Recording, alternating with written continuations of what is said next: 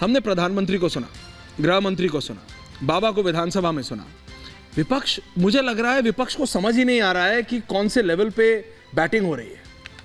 Elections आ गए, मैं कह रहा हूं, वो कभी भारत रत्न को कहते हैं कि आपने पॉलिटिकली लिया, तो मैं कहता हूं अगर 1 मिनट के लिए मान भी लूं उनकी आंख बंद करके, बात चलो लिया तो तुम ले लेते, तुमको उसने रोका था, वो भी तो नहीं किया। आज जो प्रधानमंत्री ने राम मंदिर पे कहा, गृह मंत्री ने कहा, और अभी मैंने रिपीट भी किया कि भाई हवन में हड्डी नहीं डाली जाती, ये बहुत पुरानी कहावत है। पूरा देश शहजाद एक तरफ चल रहा है, आपको भाई साहब उल्टा चलना, और वो भी प्रभु श्री राम के ऊपर।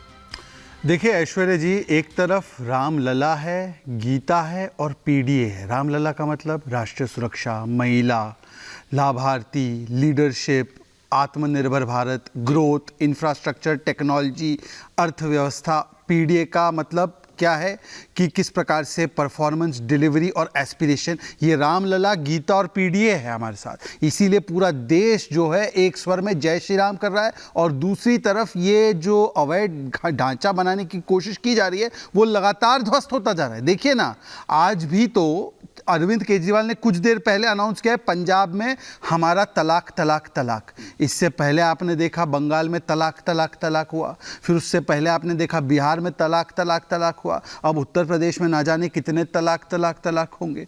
तो इसीलिए एक तरफ है जय श्री राम और दूसरी तरफ है राम नाम सत्य है। और देखिए, जहाँ तक भारत रत्न की बात है तो 5 M है। M for mandir Lal Krishna Advani, M for millet Swaminathan ji, M for mandi Chaudhary Charan Singh जी, जिन्होंने मंडियों को मुक्त किया, किसानों के लिए काम किया, अभूतपूर्व काम किया। और मैं यहाँ पर बैठे धर्मवीर चौधरी जी का सम्मान करता हूँ कि जो भावनाएं उन्होंने समाज की ओर से प्रकट की।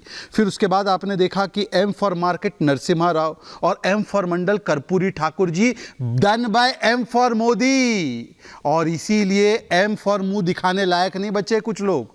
M फॉर इसीलिए आज जो मन है कई लोगों का बदल रहा है, परंतु कुछ लोग हैं जो M फॉर केवल और केवल मौन रहे तो बेहतर है। ओके। और इसीलिए मैं कह रहा हूं, देखिए आज सवाल ये पूछा जाना चाहिए, मैंने काम भी गिनाए, मैंने आपको हमारी कटिबद्धता भी दिखाई, परंतु आज जो लोग बैठे हैं वो बताएं कि चौधरी चरण सिंह जी का अपमान करने पर तुले हुए। आपको पता है समाजवादी पार्टी के नेता कहते हैं ये आरएलडी क्या पार्टी है, ये छोटी मोटी पार्टी है, हमें तो चाहिए ही नहीं है पार्टी। कल तक तो देखिए मैं केवल कहता हूं, आपने बात की मंदिर, मार्केट, मंडल, मंडी और मिलेट्स की, बाय मोदी दी। M फैक्टर में आपको समझ गया, 5M/M। लेकिन अनुराग जी नहीं बना, इनका भी एक M फैक्टर है, इनका M फैक्टर है ना, वो M फैक्टर के चक्कर में आज इन्होंने चौधरी चरण सिंह जी का भी अपमान किया, आज इन्होंने मंदिर का भी अपमान किया, रामलला का भी अपमान किया, राम भक्तों पर भी गोलियां चलाई, इनके M फैक्टर की वजह से। हमारे M फैक्टर देखिए, इनके M फैक्टर देखिए। ओके, अनुराग जी, प्रोफेसर साहब। ऐश्वर्या जी। हाँ दादा। ऐश्वर्या जी, हाँ। मुझे आप कहते हो ना 1 मिनट के लिए मैं मान भी लूं कि विपक्ष सही कह रहा है, तो प्रभु निवेदन 1 मिनट के लिए आप क्यों मानते हो? आप तो कम से कम 2-4 किया नहीं ना आपने, करो यार। नहीं इसलिए कहना भी talking to me, thank you. आपने नो मैं कह रहा हूं अगर राजनीतिक डिसीजन है इनका तो आप ले लेते। करने लगे नहीं क्योंकि आप मेरे से बात कर रहे हो। बोलूंगा, अरे आप बोलो फिर मैं बोलूंगा। अच्छा बोलिए ना, आप बोलने लगे, यही तो दिक्कत है, इससे पता चलता है। तो आप देखिए, आपने कहा भारतीय जनता पार्टी ने महिलाओं के लिए टॉयलेट बनवाए, बूढ़ी माँ के लिए। यही तो मैं जानना चाहता हूं, उस बूढ़ी माँ से किसने लिए थे 30,000 रुपए पीएम आवास के लिए?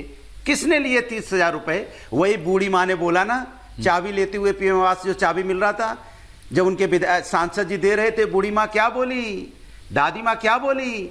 30,000 रुपए बेटा मुझको देना पड़ा है मकान के लिए। 1,30,000 रुपए का मकान है बेटा, 30,000 रुपए बीजेपी वालों ने ले लिए मुझसे। किसने लिए 30,000?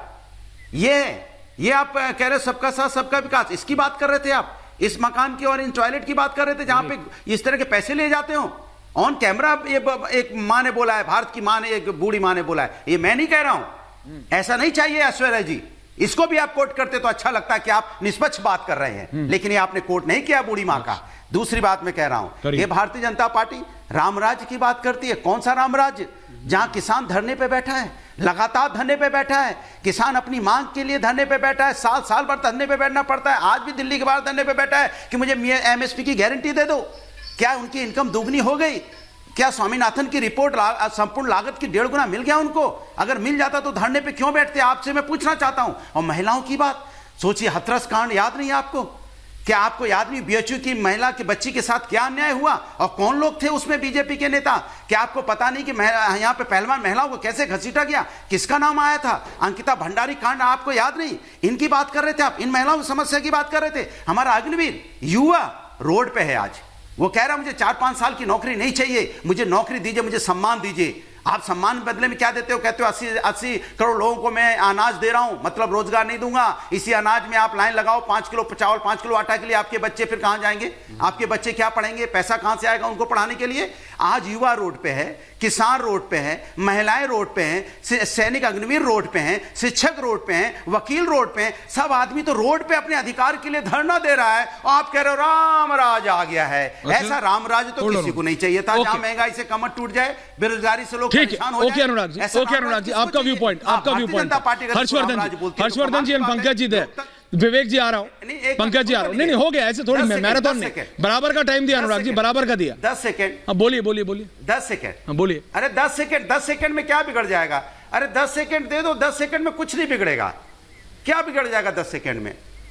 मैं आपसे कह रहा हूं कि जिस लोकतंत्र की आप बात कर रहे थे, जिस पार्लियामेंट में बात हो रही थी, उसी पार्लियामेंट में 150 विपक्ष के सांसदों को निलंबित कर दिया गया और बिल पास कर लिए गए। और वो टैक्स पेयर के पैसे कैसे बर्बाद हुए? बिल पास किया, जनता रोड पे आई, चाहे वो किसान का बिल हो, चाहे वो टैक्सी, यहाँ पे जो ट्रक ड्राइवर रोड पे आए। क्यों आए? क्योंकि आपने विपक्ष का सम्मान, ओके पॉइंट टेकन, लोकतंत्र का सम्मान नहीं किया, बिल अपनी मर्जी से पास कर लिए थे। Okay relax. हर्षवर्धन जी, पंकज जी, हर्षवर्धन जी आपके पास आ रहा हूं। आपने सुना समाजवादी पार्टी के नेता को भी, और मैं आपके पास आ रहा हूं, आपने शहजाद को भी सुना। हर्षवर्धन जी देखिए ऐश्वर्या, मुझे लगता है कि जब कई बार हम चर्चा बहस में शामिल होते हैं, और इसको आज मैं थोड़ा सा इसलिए भी कह रहा हूं क्योंकि मुझे लगा था शहजाद ने अपने तरीके से अपनी बात रखी, अपना जो उन्होंने एक इक्वेशन बनाया 5M और सारी चीजें। अनुराग भदौरिया जब आए तो उन्होंने क्या क्या कहा उसको सुन लेना चाहिए। ठीक है, प्रवक्ताओं का काम होता है अपनी पार्टी का पक्ष रखना, लेकिन अनुराग भाई अच्छा होता कि विपक्ष के कुछ काम बताते। अनुराग भाई अच्छा होता कि बेहतर, क्योंकि शहजाद ने तो अपने काम बता दिए, जो कुछ कर रहे हैं, जो कुछ बेहतर तरीके से करना है, और यही काम प्रवक्ता का होता है। अब जब हम अभी बात कर रहे हैं, क्या सांसदों को निलंबित करने के बाद देश में कोई सड़क पर आया? लेकिन अनुराग जी ने कहा कि सांसदों को बाहर निकालकर बिल पास करा लिए, इसलिए ट्रक ड्राइवर आ गए, फलाना आ गए, धमाका आ गए, जबकि ये बिल्कुल सच नहीं। और मैं रुकूंगा अभी, और इसको अनुराग जी सच बताएं, क्योंकि देखिए टीवी डिबेट में हम लोग ना, ये बहुत अच्छी बात नहीं कि कुछ भी बोलकर निकल जाए, और उसके बाद जब दर्शक जो देख रहा है उसको ये न समझ में आए कि रिपब्लिक भारत पर ऐश्वर्य के पूछता है, भारत में कुछ तो सवाल का जवाब होना चाहिए। आज की तारीख में बड़े मुद्दे हैं, बड़े मुद्दों पर लोकसभा और राज्यसभा में प्रधानमंत्री नरेंद्र मोदी ने बात की, और देश की पहली सरकार है, तो ऑन रिकॉर्ड कह रहा हूं, इसको कोई भी, पंकज शर्मा जी बहुत सीनियर जर्नलिस्ट है, हम लोग तो जब आए थे तब आप पत्रकार थे, कोई सरकार चुनाव में जाते हुए इकोनॉमिक व्हाइट पेपर लेकर आई हो मेरे ध्यान में नहीं।